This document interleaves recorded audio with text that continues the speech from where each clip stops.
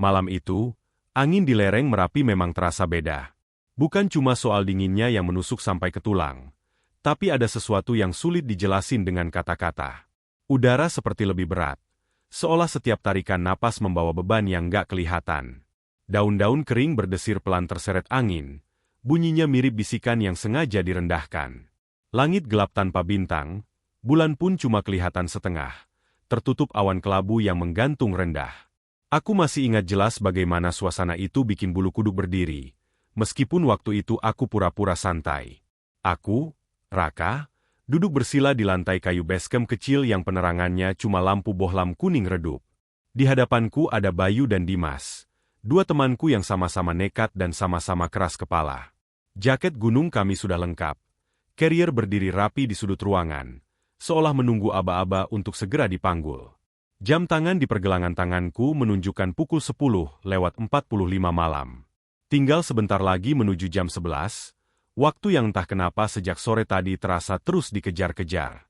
Basecamp itu sederhana, dindingnya dari papan kayu yang sudah mulai kusam, sebagian bahkan retak. Bau kopi hitam bercampur aroma kayu basah memenuhi ruangan. Di luar, beberapa motor pendaki lain terparkir, tapi suasananya jauh dari ramai. Kebanyakan pendaki sudah naik sejak sore atau memilih menunda sampai pagi. Tinggal kami bertiga yang masih bertahan, seolah punya janji sendiri dengan malam. Bayu duduk sambil menggosok-gosokkan telapak tangannya, entah karena dingin atau karena gugup. Dari tadi dia sering melirik pintu, seakan berharap ada seseorang yang masuk dan membatalkan rencana kami. Dimas beda lagi, dia kelihatan santai banget, bersandar ke dinding sambil memainkan tali sepatu gunungnya. Sesekali dia tersenyum kecil, senyum orang yang merasa paling benar. "Serius kita naik sekarang?" tanya Bayu akhirnya. Suaranya agak ragu, hampir tenggelam oleh suara angin di luar. Aku menoleh ke arahnya. Di mata Bayu ada sesuatu yang jarang kulihat, keraguan yang jujur. Biasanya dia yang paling berani, paling duluan nyemplung ke sungai atau nekat coba jalur baru. Tapi malam itu, Bayu kelihatan beda. Mungkin dia juga merasakan hal yang sama denganku, perasaan gak enak yang gak bisa dijelasin. "Udah tanggung," jawabku singkat, meski sebenarnya dadaku sendiri terasa gak nyaman. Dimas langsung tertawa kecil. "Tenang aja, Yu. Itu cuma mitos. Orang-orang sini kebanyakan lebay. Masa iya gunung pilih-pilih hari buat ganggu orang?" Kata-kata Dimas terdengar meyakinkan, setidaknya di permukaan. Tapi justru sikapnya yang terlalu santai itu bikin aku makin mikir. Malam ini bukan malam biasa. Malam Jumat Kliwon. Dari kecil aku sudah sering dengar cerita soal malam itu, soal batas antara yang kelihatan dan yang gak katanya jadi lebih tipis. Biasanya aku gak terlalu percaya, tapi entah kenapa kali ini cerita-cerita itu muncul satu persatu di kepalaku. Sejak sore, penjaga basecamp sudah beberapa kali melirik ke arah kami. Bapak setengah baya dengan wajah keriput dan sorot mata yang tajam itu kelihatan gelisah. Tangannya sibuk menggulung rokok, tapi nggak juga dinyalakan. Setiap kali kami bilang tetap mau naik malam ini, dia cuma menghela napas panjang. "Kalau bisa, jangan naik malam ini," katanya tadi dengan suara pelan tapi tegas. "Banyak yang nggak balik utuh." Kalimat itu terngiang-ngiang di kepalaku. Nggak balik utuh. Bukan sekadar nggak balik, tapi nggak balik utuh. Ada makna yang lebih dalam di situ, makna yang sengaja nggak dia jelasin. Saat itu aku cuma ketawa kecil, menganggapnya cara klasik orang-orang gunung buat nakut-nakutin pendaki biar patuh aturan. Sekarang, duduk di basecamp yang dingin dan sunyi, kalimat itu terasa beda. Seolah-olah masih menggantung di udara, ikut berdesir bersama angin. Jam di dinding berdetak pelan, tiap detiknya terdengar jelas. Pukul 11:05. Aku berdiri, meraih carrier, dan mulai memeriksa isinya sekali lagi. Senter kepala, baterai cadangan, jaket, air, logistik, semua lengkap. Gerakanku mekanis, seperti mencoba menenangkan pikiran dengan rutinitas. Bayu ikut berdiri, meski wajahnya masih menyiratkan kebimbangan. "Rak, kalau kenapa-kenapa, kita turun ya," katanya setengah berbisik. Aku mengangguk. "Kalau memang harus turun, kita turun." Dimas mendengus kecil. "Kalian kebanyakan mikir. Gunungnya nggak kemana-mana, kita juga aman-aman aja." Pukul 11:15, kami akhirnya melangkah keluar dari base camp. Udara dingin langsung menyergap, lebih keras dari yang kami rasakan di dalam.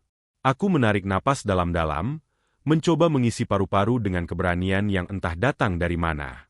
Lampu senter kami menyala satu persatu, menyapu jalur setapak yang mulai menanjak. Jalur itu sunyi. Terlalu sunyi. Gak ada suara serangga, gak ada burung malam, cuma langkah kaki kami yang menginjak tanah dan kerikil. Cahaya senter memantul pada batang-batang pohon yang berdiri seperti bayangan hitam raksasa. Setiap kali angin bertiup, dedaunan bergerak pelan. Bayangannya menari-nari aneh di tanah. Kami berjalan beriringan. Aku di depan, Bayu di tengah, Dimas di belakang. Awalnya kami masih sempat bercanda kecil, ngomongin hal-hal sepele buat ngusir rasa tegang. Tapi makin ke atas, obrolan itu makin jarang. Setiap orang tenggelam dalam pikirannya masing-masing. Aku mulai sadar, suara langkah kami terdengar terlalu jelas. Setiap ranting yang patah di bawah sepatu terasa seperti ledakan kecil. Aku berkali-kali menoleh ke belakang, bukan karena ada suara mencurigakan, tapi karena perasaan seolah-olah kami nggak sendirian. Seolah ada mata yang mengawasi dari balik gelap, mengikuti tiap gerakan kami. Bayu beberapa kali berhenti, pura-pura membenarkan tali sepatu atau mengatur napas. Aku tahu dia sebenarnya lagi berusaha menenangkan diri. Dimas masih terlihat santai, tapi langkahnya kini sedikit lebih cepat, seakan ingin segera melewati bagian jalur ini. Semakin tinggi kami naik, kabut mulai turun pelan-pelan. Awalnya tipis, lalu makin lama makin tebal. Cahaya senter cuma bisa menembus beberapa meter ke depan. Dunia di sekitar kami menyempit, hanya sebatas lingkaran cahaya itu. Di luar sana, cuma gelap dan putih kabut yang berputar-putar. Aku menelan ludah. Dalam hati, aku mulai bertanya-tanya, apa sebenarnya yang kami cari malam ini? Petualangan? Pembuktian diri? Atau cuma kepuasan ego karena merasa lebih berani dari yang lain? Niat kami sejak awal memang sudah terlalu nekat. Tapi saat itu aku baru benar-benar merasakannya. Setiap langkah terasa seperti membawa kami makin jauh dari logika, makin dekat ke sesuatu yang gak kami pahami. Angin kembali berhembus, kali ini lebih kencang, membawa suara aneh yang samar. Entah itu suara cabang pohon bergesekan, atau sesuatu yang lain. Aku nggak berani memastikan. Bayu tiba-tiba memegang lenganku. "Ra, lo denger nggak?" bisiknya. Aku berhenti, mematikan senter sejenak.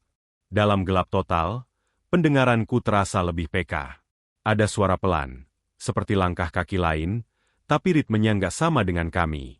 Aku menyalakan senter lagi, menyapu sekitar.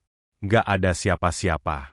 Mungkin cuma angin, kataku, meski suaraku sendiri terdengar kurang yakin. Dimas mendecak. "Udah, lanjut aja.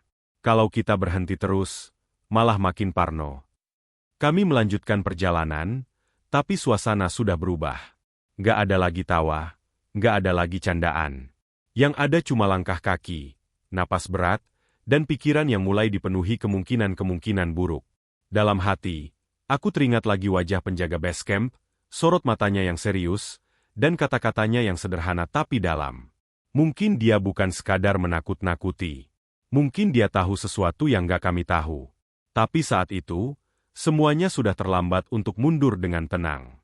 Di tengah sunyi dan dingin lereng Merapi, di malam Jumat Kliwon yang terasa terlalu hening, kami terus melangkah naik. Tanpa sadar, kami sedang membuka pintu ke pengalaman yang akan mengubah cara pandang kami selamanya. Dan semua itu berawal dari satu niat yang terlalu nekat. Baru sekitar 1 jam kami berjalan sejak meninggalkan base camp, tapi rasanya waktu melar jauh lebih lama. Langkah kaki mulai terasa berat, bukan cuma karena tanjakan yang perlahan menanjak, tapi karena suasana di sekitar kami berubah dengan cara yang gak wajar. Awalnya aku pikir ini cuma perasaanku aja, efek dari lelah dan dingin. Tapi makin lama, kejanggalan itu makin jelas dan gak bisa diabaikan. Gak ada suara jangkrik, gak ada burung malam. Bahkan suara dedaunan yang biasanya ramai saat tertiup angin pun hampir nggak terdengar. Hening menyelimuti jalur yang kami lewati, tapi bukan hening yang menenangkan seperti saat berada jauh dari kota. Ini hening yang menekan, seperti ada sesuatu yang sengaja menahan suara-suara alam supaya nggak keluar. seolah-olah gunung sedang menahan napas. Lampu senter kami menyapu tanah, akar-akar pohon, dan batang-batang besar yang menjulang gelap. Kabut tipis mulai menggantung rendah, membuat jarak pandang makin pendek. Dunia terasa menyempit, hanya sebatas cahaya senter dan beberapa langkah di depan. Di luar itu, semuanya terasa asing, kosong, tapi di saat yang sama seperti penuh oleh sesuatu yang tak kasat mata. Aku mulai merasa seolah jalur yang kami lewati bukan sekadar tanah dan bebatuan. Ada getaran halus yang kurasakan lewat telapak kaki, seperti denyut pelan. Mungkin cuma sugesti, pikirku. Tapi rasa itu tetap ada, mengikuti setiap langkah. Gunung ini terasa hidup, bukan sebagai hamparan alam yang pasif, tapi seperti makhluk besar yang sadar akan kehadiran kami. Bayu berjalan tepat di belakangku. Dari cara napasnya yang agak terengah, aku tahu dia mulai panik meski berusaha menahannya. Tangannya beberapa kali meraih tali ranselku, seolah butuh pegangan supaya tetap merasa nyata. Dimas masih di belakang, tapi langkahnya sudah nggak secepat sebelumnya. Aku bisa dengar dia menelan ludah beberapa kali, sesuatu yang jarang terjadi pada orang sesantai dia. Tiba-tiba, Dimas berhenti. Langkahnya terhenti begitu saja, membuat Bayu hampir menabraknya. Kalian denger nggak? Suara Dimas terdengar pelan, tapi tegang. Aku ikut berhenti. Dengar apa? Tanyaku sambil menajamkan pendengaran. Awalnya cuma ada sunyi. Sunyi yang terlalu bersih. Lalu perlahan, dari balik kabut dan gelap, muncul suara itu. Seperti suara orang berjalan. Bukan langkah ringan, tapi berat. Teratur. Duk, duk, duk. Seolah kaki itu menginjak tanah dengan sengaja. Penuh tekanan. Ritmenya jelas bukan langkah kami bertiga. Aku refleks mematikan senter.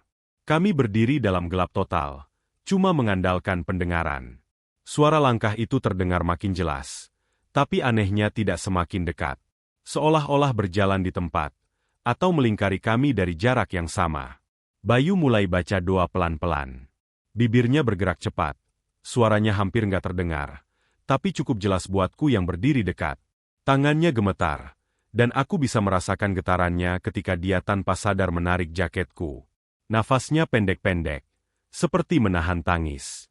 Mas, jangan bercanda ya, bisik Bayu, entah ditujukan ke kami atau ke sesuatu di sekitar.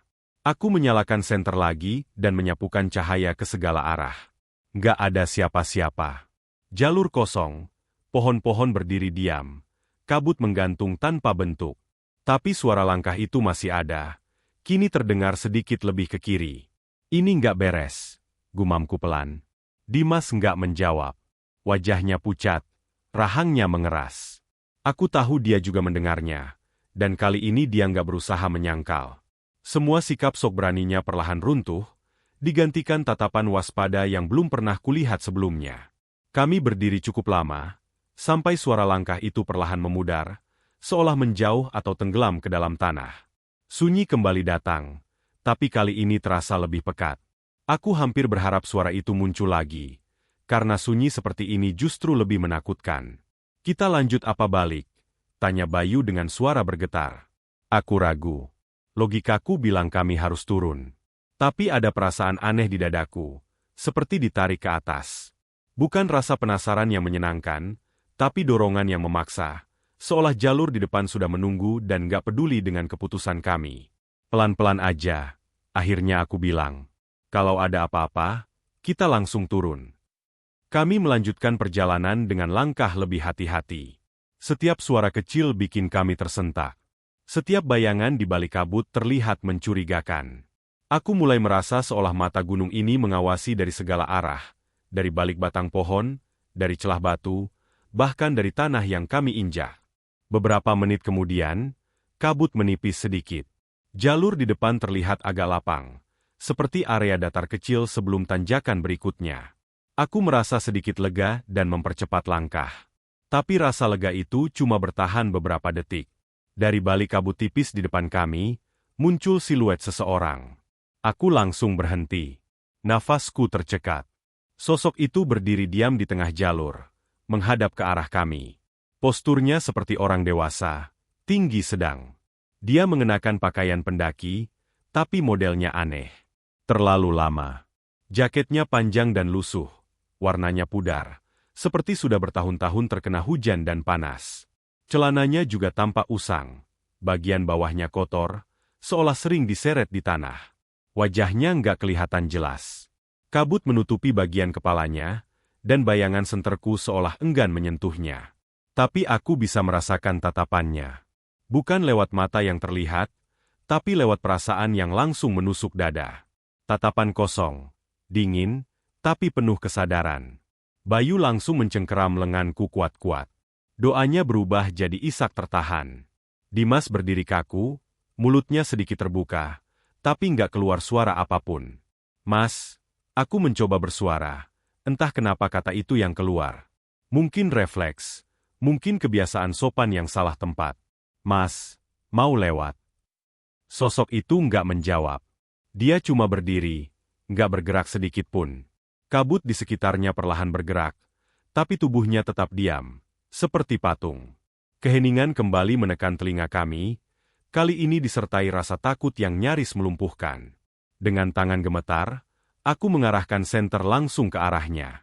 Cahaya itu mengenai tubuhnya, dan dalam sekejap, sosok itu hilang. Bukan berjalan pergi, bukan menghilang pelan-pelan. Tapi lenyap begitu saja, seolah nggak pernah ada apapun di sana. Jalur di depan kami kembali kosong, hanya tanah, batu, dan kabut yang bergerak perlahan. Bayu langsung terduduk, lututnya lemas. Nafasnya tersengal, wajahnya basah oleh air mata yang akhirnya tumpah. Dimas mundur satu langkah, hampir jatuh, lalu bersandar ke pohon sambil memegangi kepalanya. Gue lihat, kan? Suara Dimas parau. Itu bukan halusinasi, kan? Aku nggak bisa langsung menjawab. Tenggorokanku kering, lidahku keluh. Aku tahu apa yang kulihat. Dan aku tahu, itu bukan sesuatu yang bisa dijelaskan dengan logika sederhana. Gunung ini bukan cuma tempat kami berjalan. Gunung ini menyadari kehadiran kami. Dia memperhatikan, menilai, mungkin bahkan menguji. Dan entah kenapa, aku merasa kami sudah melangkah terlalu jauh untuk berpura-pura ini cuma cerita horor biasa. Aku membantu Bayu berdiri, meski kakiku sendiri gemetar. Kami bertiga saling pandang, tanpa perlu banyak kata. Ada kesepakatan diam-diam di antara kami. Apapun yang barusan kami lihat, itu adalah peringatan. Tapi di balik rasa takut yang mencengkeram, ada satu hal lain yang tumbuh pelan-pelan di dalam diriku. Perasaan bahwa ini belum seberapa. Bahwa gunung ini baru mulai menunjukkan dirinya. Dan malam ini, kami mungkin akan benar-benar memahami arti dari kata, tidak balik utuh. Kami tetap melanjutkan pendakian. Meskipun perasaan gak enak itu sekarang sudah berubah jadi tekanan yang nyata di dada. Setiap langkah terasa seperti melawan naluri sendiri. Kakiku bergerak maju, tapi pikiranku terus berteriak supaya berhenti, supaya berbalik arah, supaya turun sejauh mungkin dari tempat ini. Namun anehnya, tubuhku seperti dikendalikan oleh sesuatu yang lain, sesuatu yang lebih kuat dari rasa takut. Jalur mulai berubah. Tanahnya lebih lembab, hampir licin, dengan akar-akar besar yang menyembul seperti ular tidur. Pohon-pohon di sekitar kami tampak lebih tua, batangnya besar dan menjulang tinggi, daunnya lebat sampai cahaya senter kami sulit menembus ke atas. Udara jadi lebih dingin, bukan dingin biasa, tapi dingin yang menusuk dan menetap, seperti merayap di kulit. Kami berjalan dalam diam. Tidak ada yang berani membuka suara, seolah takut suara kami sendiri bisa mengundang sesuatu yang lebih buruk. Nafas kami terdengar terlalu keras di telinga masing-masing. Kabut kembali menebal, kali ini lebih rendah, sampai-sampai kaki kami kadang menghilang dari pandangan sendiri. Lalu kami sampai di tempat itu. Sebuah pohon besar berdiri di sisi jalur, jauh lebih besar dibanding pohon-pohon di sekitarnya. Batangnya gelap, kasar, dan tampak sangat tua. Yang membuat langkah kami langsung terhenti adalah kain putih yang melilit batangnya.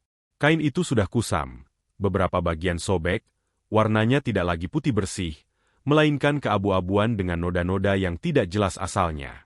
Ujung kain berkibar pelan tertiup angin, bergerak seperti napas. Bayu berhenti mendadak. Tubuhnya kaku, seolah ada yang menahan dari dalam.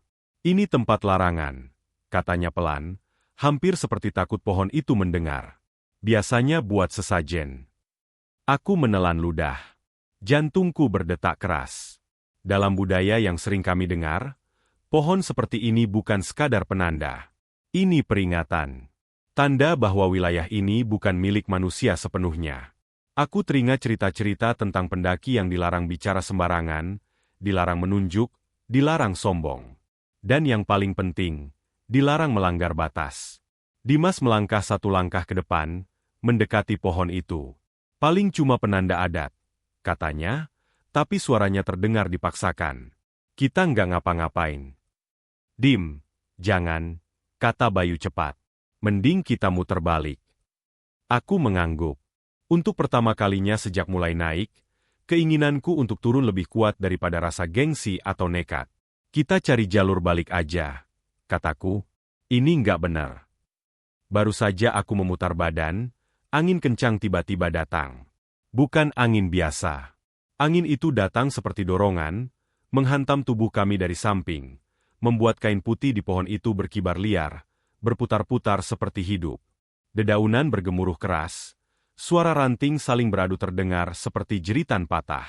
Senter kami bergoyang-goyang, cahayanya menari tak beraturan.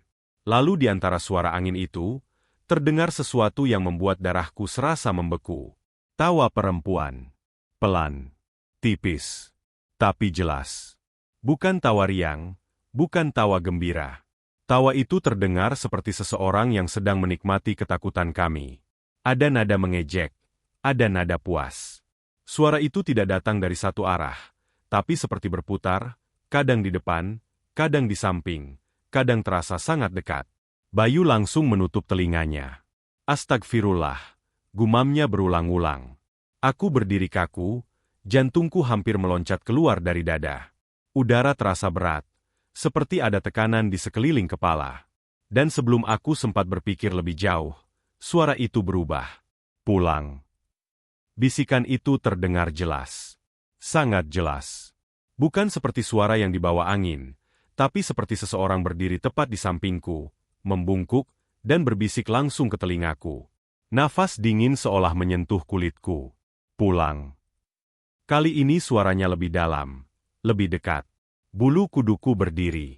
Aku merasakan sensasi merinding yang menjalar dari tengkuk sampai ke punggung. Dimas panik. Astaga!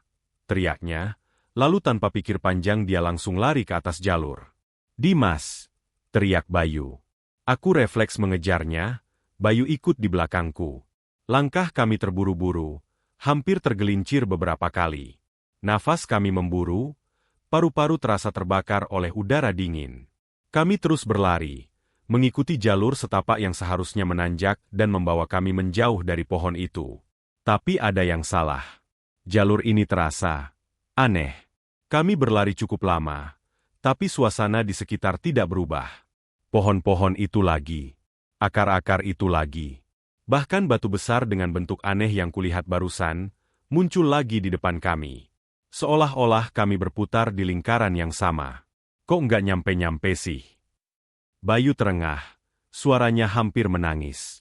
Aku berhenti sebentar, mencoba mengatur napas, lalu menoleh ke belakang. Dan saat itulah aku melihat mereka. Di antara pohon-pohon, di balik kabut yang menggantung, berdiri banyak sosok. Terlalu banyak untuk dihitung. Mereka berdiri diam, berderet tak beraturan, sebagian di balik batang pohon, sebagian di ruang kosong antar pepohonan. Bentuknya menyerupai manusia, tapi tidak sepenuhnya. Ada yang terlalu tinggi, ada yang terlalu kurus, ada yang tampak seperti mengenakan pakaian lama, ada juga yang seperti tidak mengenakan apa-apa selain bayangan. Wajah mereka sulit dilihat.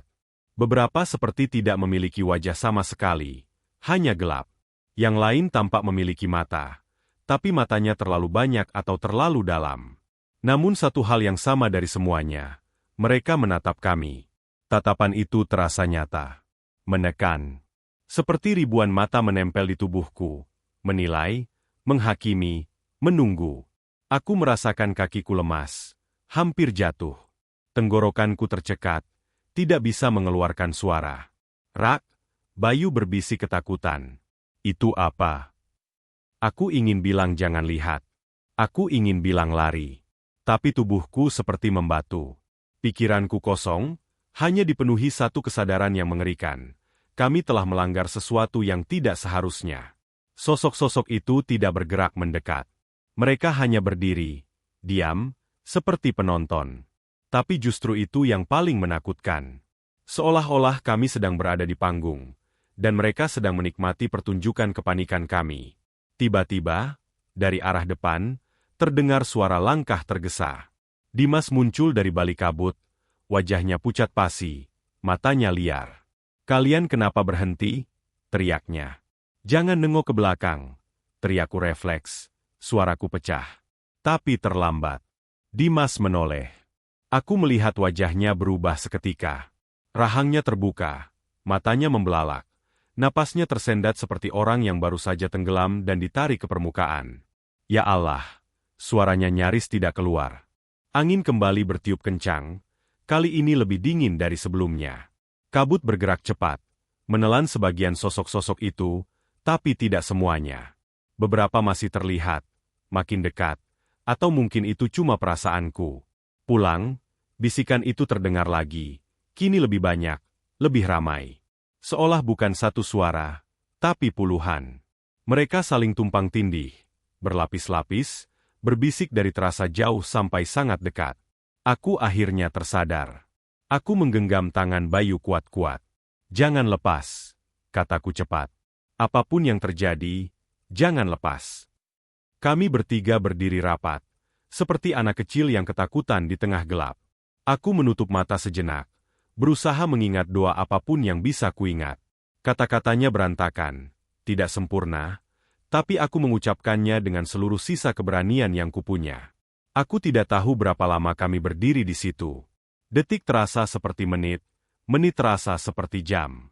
Sosok-sosok itu tidak menyerang, tidak mendekat, tapi juga tidak pergi. Mereka hanya ada, mengingatkan kami bahwa kami sedang berada di wilayah yang salah, pada waktu yang salah, dengan niat yang salah.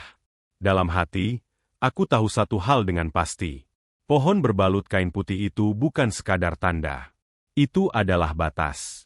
Dan kami baru saja melanggarnya. Gunung ini tidak lagi sekadar terasa hidup. Gunung ini marah. Dan kami, tiga pendaki yang terlalu percaya diri, sekarang harus menanggung akibat dari larangan yang kami abaikan. Kami akhirnya memaksa diri untuk bergerak lagi. Tidak ada yang benar-benar tahu kemana harus melangkah. Tapi diam di tempat itu terasa jauh lebih berbahaya. Kakiku gemetar, tapi aku tetap berjalan sambil menarik Bayu dan memastikan Dimas ada di tengah-tengah kami. Setiap langkah seperti menembus lumpur yang tak terlihat, berat dan menahan. Belum jauh kami berjalan, tiba-tiba terdengar suara tubuh jatuh menghantam tanah. "Dim!" teriakku refleks. Dimas tergeletak di jalur, ranselnya miring, salah satu tangannya tertekuk aneh. Aku dan Bayu langsung berjongkok di sampingnya. Wajahnya pucat, bukan pucat kelelahan, tapi pucat seperti orang yang kehilangan darah. Matanya terbuka, menatap kosong ke arah kabut di depan, seolah melihat sesuatu yang tidak bisa kami lihat. "Dim, lo kenapa?" Aku mengguncang bahunya pelan. Butuh beberapa detik sebelum bibirnya bergerak. Nafasnya pendek-pendek, seperti habis lari jauh, tapi tubuhnya dingin saat ku sentuh. Terlalu dingin untuk orang yang masih hidup dan baru saja berlari. "Ada yang ikut," katanya pelan. Suaranya hampir tidak terdengar. "Dari tadi, dari bawah." Bayu menutup mulutnya sendiri. Matanya berkaca-kaca. "Jangan ngomong gitu, Dim. Jangan." Aku ingin menyangkal. Ingin bilang itu cuma sugesti. Tapi kata-kata Dimas terasa terlalu jujur. Terlalu yakin. Seolah-olah dia bukan sedang menduga, tapi melaporkan sesuatu yang benar-benar dia lihat dan rasakan. Dan saat itulah bau itu muncul. Bunga melati. Awalnya samar, seperti sisa parfum yang terbawa angin. Tapi dalam hitungan detik, baunya jadi sangat kuat. Terlalu kuat. Manis yang menusuk hidung, sampai membuat perutku mual. Bau itu bukan seperti bunga melati segar di pagi hari, tapi melati yang pekat, berat, seolah diperas dan dipaksa memenuhi udara. Aku refleks menutup hidung dengan tangan, tapi percuma. Bau itu seperti langsung masuk ke kepala, membuat pandanganku sedikit berkunang. Bayu memalingkan wajah, menelan ludah berkali-kali. "Rak, gue nggak kuat," katanya dengan suara gemetar. Bayu lalu berteriak, membaca doa sekuat tenaga. Suaranya pecah, tidak beraturan, tapi penuh desperation. Doa itu menggema aneh di antara pepohonan, seolah diserap oleh kabut, tidak memantul kembali seperti suara biasa. Aku membantu memegang Dimas, mencoba mendudukannya. Tubuhnya terasa ringan tapi dingin, dingin yang tidak wajar. Tangannya gemetar halus, dan keringat dingin membasahi pelipisnya. "Fokus sama gue, Dim," kataku, berusaha terdengar tegas meski dadaku sendiri bergetar. "Jangan kemana-mana. Dengar suara gue." Matanya bergerak perlahan ke arahku. Untuk sesaat, aku melihat ketakutan murni di sana. Ketakutan yang dalam, seperti seseorang yang sedang diintai dari jarak sangat dekat. "Dia di belakang kalian," bisiknya. Aku merasakan sesuatu merayap di punggungku. Bulu kuduku berdiri seketika. Aku tidak langsung berani menoleh. Ada insting kuat yang berteriak agar aku tidak melihat.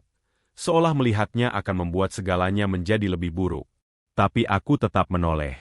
Di belakang kami, berdiri sebuah bayangan. Tinggi. Sangat tinggi. Jauh lebih tinggi dari manusia manapun yang pernah kulihat. Kepalanya hampir sejajar dengan dahan pohon.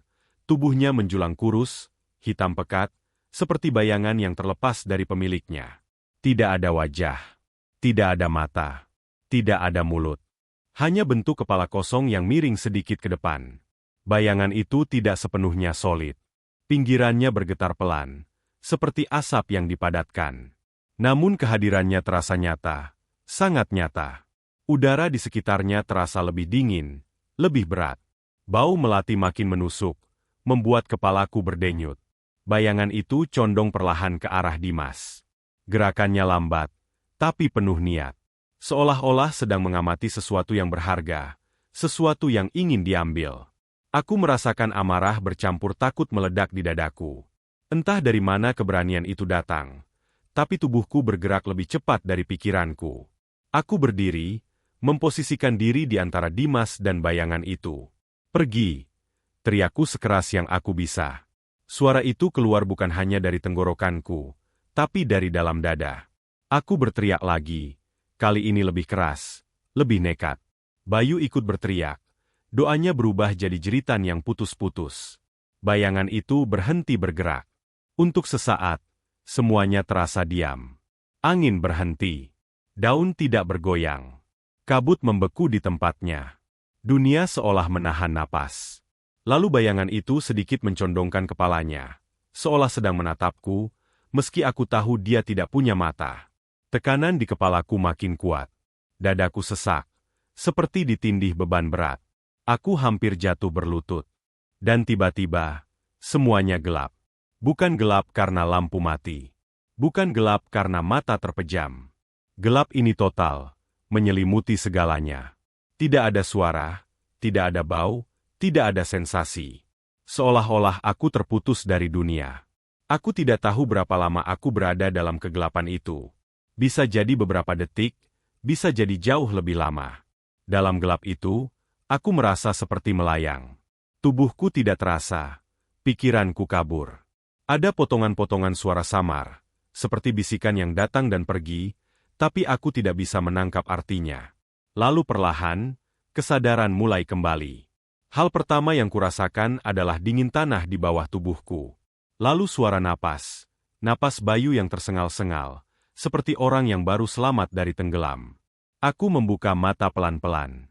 Pandanganku buram, tapi perlahan bentuk-bentuk mulai kembali. Senter kami tergeletak di tanah, beberapa masih menyala redup, cahayanya menyinari kabut tipis yang kembali bergerak normal. Pohon-pohon berdiri seperti biasa, diam dan tak peduli. "Rak," suara Bayu terdengar lemah. "Lo hidup, kan?" Aku mengangguk pelan, meski kepalaku masih pusing. "Dimas?" tanyaku cepat. Kami menoleh bersamaan. Dimas masih ada di situ, terbaring miring, matanya tertutup. Dadanya naik turun perlahan. Aku merangkak mendekat, menempelkan telingaku ke dadanya. Detak jantungnya masih ada. Lemah, tapi ada. Bau melati sudah hilang. Bayangan itu juga tidak terlihat lagi. Namun perasaan bahwa sesuatu masih mengawasi kami, belum sepenuhnya pergi. Aku duduk terdiam, mencoba memahami apa yang baru saja terjadi. Jantungku masih berdebar keras. Tanganku gemetar. Dalam benakku hanya ada satu pikiran yang berulang-ulang muncul. Kami benar-benar tidak sendirian di gunung ini. Dan apapun yang mengikuti kami sejak bawah, belum tentu sudah pergi sepenuhnya. Malam itu, di tengah lereng Merapi yang dingin dan sunyi, aku sadar satu hal yang pahit. Niat nekat kami sudah membuka pintu yang seharusnya tidak kami sentuh. Dan sekarang, kami harus mencari cara untuk menutupnya, sebelum sesuatu benar-benar berhasil mengambil apa yang diinginkannya. Aku sadar dengan kepala terasa berat dan pandangan yang buram. Bau kopi hitam dan kayu basah menyergap hidungku, sangat kontras dengan aroma tanah dan kabut yang terakhir kuingat. Cahaya matahari pagi masuk dari sela-sela papan dinding base camp, terasa menyilaukan di mata. Aku mengerjap beberapa kali, mencoba memahami di mana aku berada dan kenapa seluruh tubuhku terasa pegal, seperti habis dipukuli rasa takut semalaman. Bayu duduk di sampingku. Wajahnya pucat, matanya sembab dan merah, jelas kurang tidur, atau mungkin tidak tidur sama sekali. Begitu dia sadar aku sudah membuka mata, dia langsung meraih bahuku dengan tangan gemetar. "Rak, alhamdulillah." Suaranya serak, hampir pecah. "Lo sadar juga?" Aku mencoba bangkit, tapi kepalaku langsung berdenyut. Bayu menahanku pelan. "Pelan. Jangan maksa." "Dim," kata itu keluar refleks dari mulutku. Jantungku langsung berdegup kencang. Aku menoleh ke sekeliling ruangan kecil itu. Carrier kami ada di sudut. Jaket digantung sembarangan, tapi satu orang yang kucari tidak ada. "Dimas di mana?" Bayu menunduk. Tangannya mengepal di atas lutut. Dia tidak langsung menjawab, dan jeda itu terasa jauh lebih menakutkan daripada jawaban apapun. "Rak," Bayu menarik napas dalam-dalam. "Dimas, nggak ada." Dadaku terasa sesak. Aku memaksa duduk, meski dunia sedikit berputar. "Maksud lo gimana nggak ada?" Sebelum Bayu sempat menjawab, suara langkah pelan terdengar dari arah pintu. Penjaga base camp itu masuk. Orang yang sama yang sejak awal melarang kami naik. Wajahnya tetap tenang, tapi ada sorot lelah dan sesuatu yang sulit dijelaskan di matanya, seperti orang yang sudah terlalu sering melihat kejadian semacam ini. Dia duduk di bangku kayu, tidak jauh dari kami. Tangannya saling bertaut. Lalu dia berkata dengan suara pelan, hampir berbisik, "Temanmu dibalikin." Aku menahan napas. Tapi nggak sepenuhnya. Kata-kata itu menghantam lebih keras daripada teriakan. Aku menatapnya, mencoba mencari penjelasan lebih lanjut di wajahnya, tapi dia tidak langsung melanjutkan. Bayu mulai terisak pelan di sampingku. "Apa maksudnya nggak sepenuhnya, Pak?" tanyaku. Suaraku gemetar. Penjaga base camp itu menghela napas panjang. "Nanti juga kamu ngerti sendiri." Aku ingin marah. Ingin berteriak. Ingin memaksa dia menjelaskan semuanya. Tapi ada sesuatu di dalam diriku yang menahan. Seolah aku sudah tahu, di lubuk hati yang paling dalam, bahwa beberapa hal memang tidak pernah bisa dijelaskan dengan kata-kata. Beberapa jam kemudian, kabar itu datang. Dimas ditemukan. Dia duduk di atas sebuah batu besar, tidak jauh dari jalur yang kami lewati malam itu. Sendirian. Tidak terluka. Tidak pingsan. Matanya terbuka, menatap lurus ke depan. "Selamat," kata mereka. Secara fisik, tidak ada yang salah. Kami langsung menyusul ke tempat dia di bawah. Begitu aku melihatnya, dadaku terasa makin sesak. Dimas duduk diam, tangannya di atas lutut, punggungnya sedikit membungkuk. Matanya terbuka, tapi kosong. Seperti melihat sesuatu yang sangat jauh, atau mungkin sesuatu yang terus ada di hadapannya dan tidak pernah pergi. "Dim," aku berjongkok di depannya. "Ini gue, Rak." Tidak ada reaksi. Bayu ikut mendekat, suaranya gemetar. "Dim, kita udah turun. Aman. Lo aman sekarang." Dimas tidak menjawab. Tidak mengangguk, tidak menoleh, bahkan tidak berkedip. Sejak malam itu, Dimas tidak pernah bicara lagi. Dokter bilang secara fisik dia baik-baik saja. Tidak ada cedera otak. Tidak ada trauma yang terlihat secara medis. Tapi semua orang tahu, ada sesuatu yang hilang. Sesuatu yang tidak bisa diukur dengan alat apapun. Hari-hari setelah kejadian itu terasa seperti mimpi buruk yang lambat. Polisi bertanya, relawan bertanya, keluarga Dimas menangis dan bertanya. Tapi tidak ada jawaban yang benar-benar bisa diberikan. Apa yang bisa kami katakan? Bahwa ada bayangan tanpa wajah yang hampir mengambil sesuatu dari dirinya? Bahwa gunung seperti hidup dan marah? Aku dan Bayu memilih diam. Penjaga base camp itu akhirnya bicara padaku suatu sore, saat suasana sudah agak sepi. Kami duduk di teras, memandang lereng Merapi yang terlihat tenang, hampir indah, di bawah cahaya matahari sore. Kalian tahu kenapa dilarang naik malam Jumat Kliwon? Tanyanya pelan. Aku menggeleng. Merapi itu bukan cuma gunung, katanya. Buat orang-orang lama, ini tempat hidup.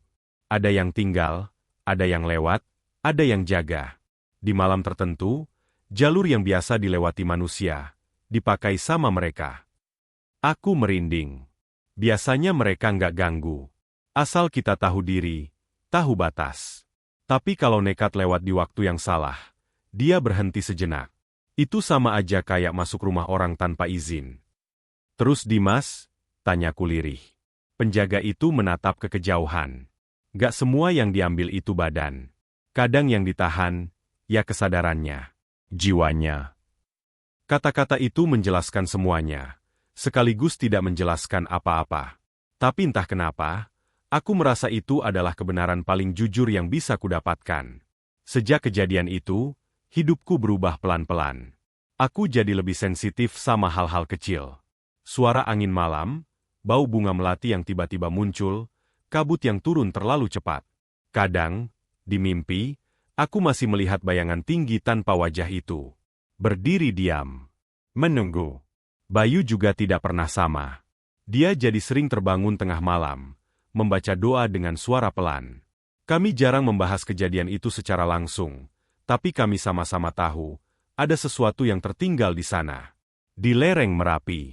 Di malam Jumat Kliwon itu. Sekarang aku paham. Merapi bukan cuma gunung untuk didaki, difoto, atau ditaklukkan. Ada sejarah yang lebih tua dari jalur pendakian manapun. Ada aturan yang tidak tertulis, tapi nyata. Ada batas yang tidak boleh dilanggar, seberani apapun kita merasa. Orang-orang bilang, di malam Jumat Kliwon, penghuni lama naik ke jalur yang biasa dilewati manusia.